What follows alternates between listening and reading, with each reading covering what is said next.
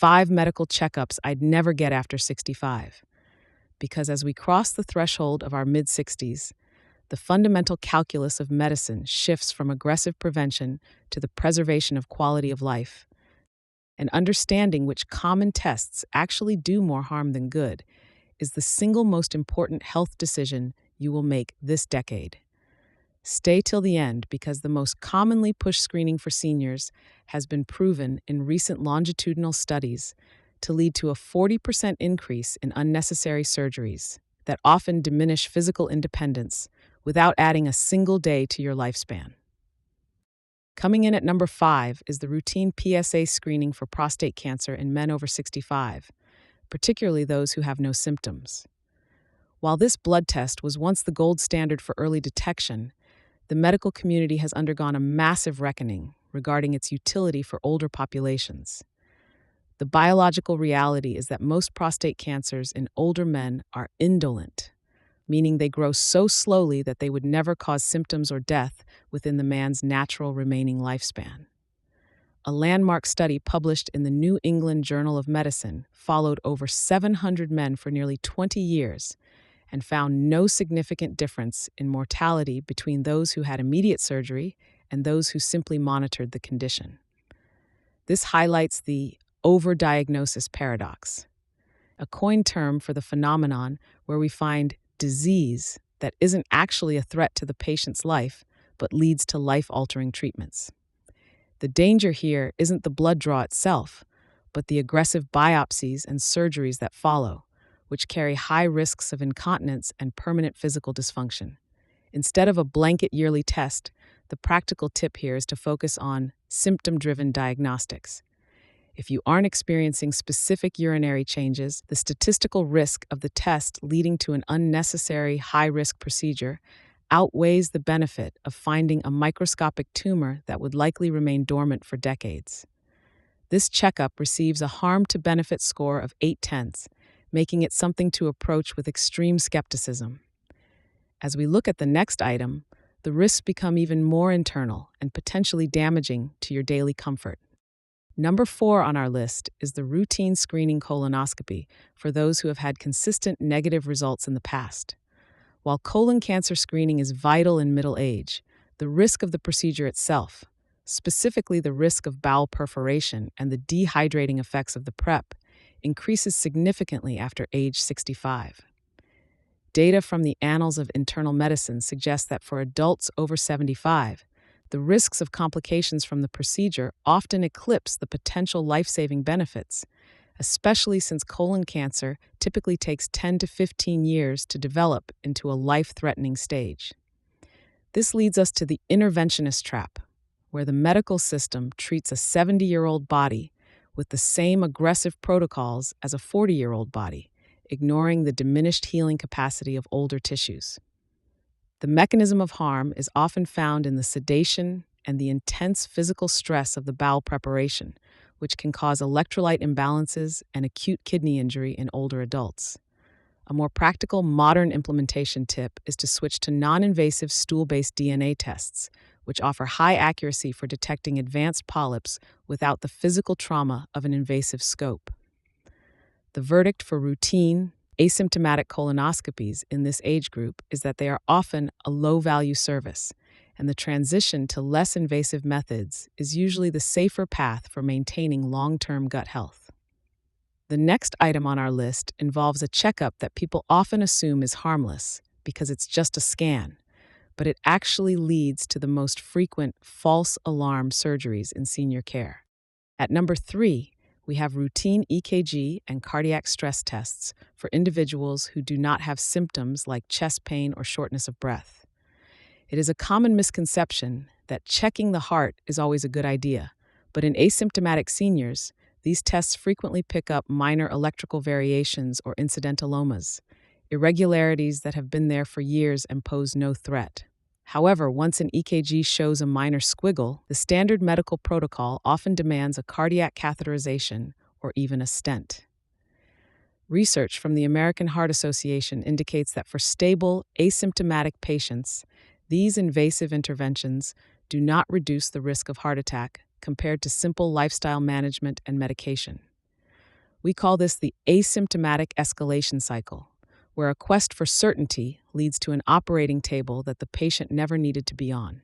The mechanism of failure here is the high rate of false positives in the aging heart, which naturally undergoes structural changes that a computer might flag as abnormal. The practical tip is to focus on functional vitality rather than static scans. If you can walk up 2 flights of stairs without distress, your heart is likely providing the necessary output for your life. The score for routine cardiac screening in asymptomatic seniors is a cautionary 7/10, as it often starts a journey of medicalization for a heart that was doing its job just fine. Moving to number 2, we encounter a screening that targets one of the most common concerns for seniors, yet often uses a metric that is fundamentally flawed for the over 65 demographic. And ranking at number 2 is the routine bone density scan, DEXA, for those who are already on a stable health plan or who have minor osteopenia. While preventing fractures is crucial, the way we use DEXA scans after 65 often leads to the fragility obsession, a coined framework where patients become so terrified of a low score that they stop exercising or moving naturally, which ironically leads to more falls and fractures. Many bone-thinning medications prescribed based on these scans have side effects that can include bone pain and even rare types of fractures after long-term use. A study published in the Journal of the American Medical Association, JAMA, highlighted that for many women over 65 with mild bone loss, the risk of medication side effects was nearly equal to the benefit of the drug. The mechanism of error is that DEXA scans measure density, not the actual quality or flexibility of the bone matrix, which is what truly prevents breaks. The practical implementation tip is to prioritize proprioceptive loading, focusing on balance training and functional strength rather than obsessing over a T-score. A strong muscle can protect a thinning bone, but a pill cannot replace the stability of a well-trained nervous system. This checkup gets a score of overutilized, and unless there has been a major change in health or a recent fall, repeated scans every 2 years are rarely beneficial. Finally, we reach the number 1 checkup to avoid, which is the most surprising of all because it is the default test at every doctor's visit, yet it is responsible for the highest rate of overmedication in the world. The number 1 medical checkup I would never get routinely after 65 is the comprehensive annual blood panel for vitamin and hormone levels, unless a specific deficiency is suspected. While this sounds counterintuitive, the reference ranges used by most labs are based on 25-year-old healthy adults. When a 70-year-old's blood is measured against those standards, it almost always looks deficient, leading to a cocktail of supplements and hormone replacements that can strain the kidneys and liver. This creates the synthetic compensation loop, where we try to chemically force an older body to mimic the biomarkers of a youth it no longer possesses. Large-scale reviews have shown that for many seniors, supplementing with things like high-dose vitamin D or synthetic hormones without a clinical symptom does not improve strength or cognition, and may actually increase the risk of calcium deposits in the arteries. The practical tip is to test for symptoms, not standards.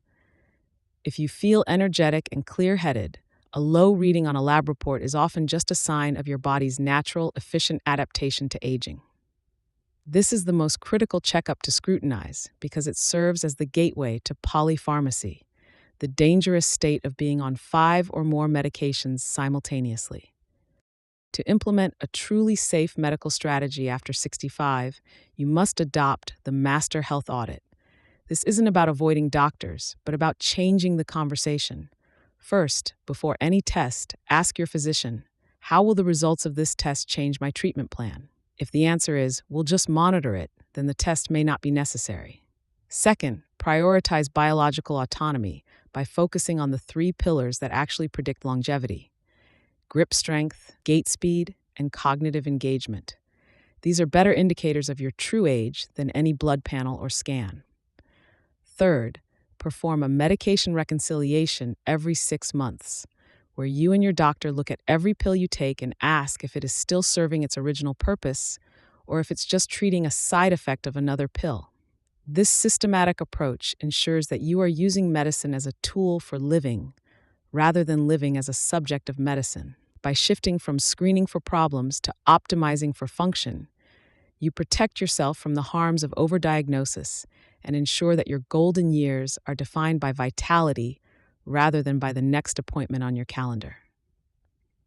The single most valuable revelation for any senior is understanding the law of diminishing medical returns. After 65, your body has already proven its resilience. It has survived decades of environmental stress and biological challenges. At this stage, aggressive screening for microscopic issues often disrupts a delicate biological equilibrium that your body has worked hard to maintain. The revelation is that a perfectly clean lab report is less important than your ability to play with your grandchildren, walk through your neighborhood, and remain independent in your home. The most dangerous thing you can do is allow a statistical outlier on a test result to lead to an invasive procedure that robs you of that independence. Real health after 65 isn't found in a needle or a scanner. It's found in the wisdom to know when to let your body simply be. What is one medical test or medication you've been offered that felt more like a routine than a necessity? And how did you feel after asking your doctor why it was being ordered?